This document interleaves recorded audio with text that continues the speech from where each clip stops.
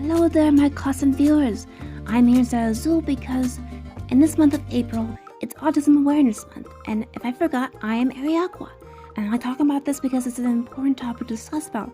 There's so many things to analyze and discuss. So I'm going to mention what isn't autism and what is, because there's a lot to go over. And what autism is a neurological developmental disorder that affects someone's perspective of how they perceive the world. And it's lifelong, and unfortunately a minority in the population. And what it isn't is that it's not a learning disability, it's not an illness or disease, either bad behavior, willful defiance, or bad parenting, and it's not only children. Please. It's very difficult for adults to succeed in life because of that bias. Really. And there's more than that. There are also like 3 levels of autism, for example. Like, not knowing proper social rules. So, me personally, I don't know when to speak in a group conversation, so it's quite awkward. And there's a lot of stuff that's the hardest to talk about, like, however, those small talk, I feel, is ingenuine, because they have social obligation. There's also, in a chaotic world, having a comfort island helps with that. But some people are not as forgiving in regards to that. So if you are having struggles, I highly suggest you find a therapist. One who is really right for you, because each one is different.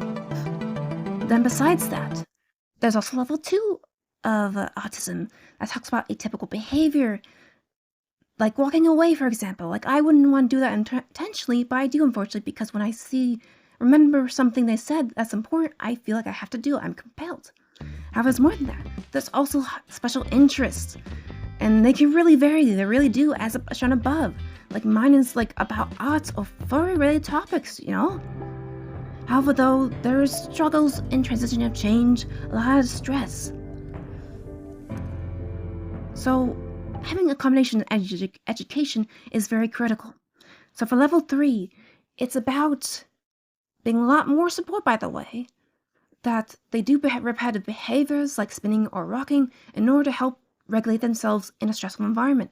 However, though, there are also severe social deficits like selective mutism or non-speaking, for example. However, though, an important thing to know is when the individual is treated properly without fear or judgment, that's when they really succeed in life. They really do. However, though, there's a gender difference between men and women in regards to autism. Like, for girls, they are better at nonverbal cues and gaze following. There are also accessions over more socially accepted interests in media. They can also be more passive, but still generally struggle with social communication later in life. Now, for talking about the boys, for example, they can be inept at responding to nonverbal cues and gaze following. Their obsessions are more unusual, like math or schedules.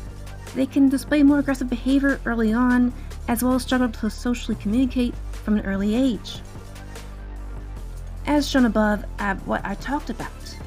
But there's also things like that someone might say that might appear as ableist, like the following quotes of, again, you don't look autistic, or the other one below. It's the same instance of that there's no look to autism. Those labels of high functioning and low functioning are very detrimental and not good.